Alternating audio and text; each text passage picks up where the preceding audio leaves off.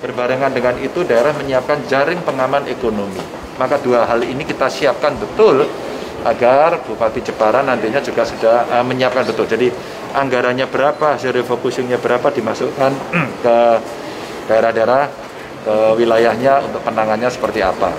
Perbaikan data jaring pengaman sosial menjadi penting. Membagi agar menggunakan protokol kesehatan yang ketat menjadi penting. Dan menyiapkan sekaligus mengidentifikasi karena Jepara ini termasuk daerah yang pertumbuhan ekonominya bagus. Ini bagus.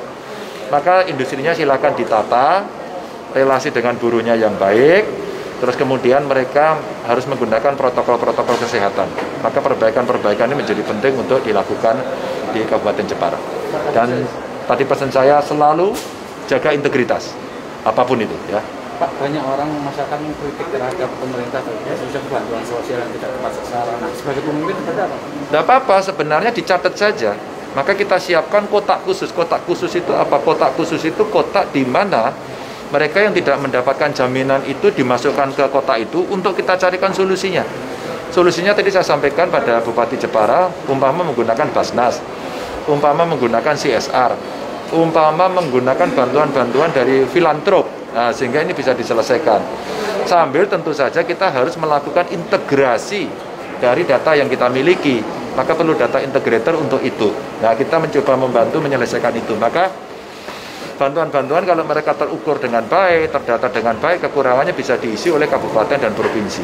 Di samping semua yang sudah ada diberikan itu. Artinya perbaikan data di Kalimantan. Wajib perbaikan data penting. Maka Dinsos menjadi penting untuk melakukan kontrol terhadap kawan-kawan kita yang ada di desa, sehingga betul-betul mereka orang-orang yang memang berhak untuk mendapatkan itu dari skala prioritasnya. Ya.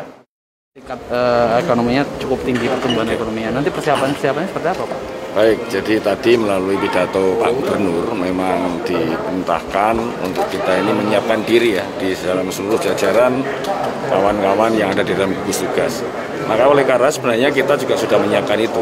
Jadi kalau tadi disampaikan ada beberapa mungkin yang merasa belum tercatat atau kelewatan, itu memang alhamdulillah Dinsos Jepara juga sudah menyiapkan itu, sehingga nanti setelah Juni akhir ini, setelah semua program ini tersalurkan baik dari PK, PPNT, provinsi, kabupaten dan desa itu tersalur, akan ketahuan mereka siapa yang belum dapat. Nah, maka itu kemudian tercatat juga di Dinas Sosial Kabupaten. Terkait persiapan industri di Jepara sendiri, Pak? Seperti tadi yang disampaikan Pak Gubernur. Jadi awal pertama kita menata ekonomi dulu. Menata ekonomi, tempat peribadatan, baru kemudian sekolah. Ketika kita sudah siap secara infrastrukturnya, kita sudah mulai melakukan sebuah kebudayaan baru ini, maka kita akan merambah ke pendidikan. Nah, setelah itu jalan, maka tadi kata Pak Gubernur, baru kita akan dalam kondisi new normal.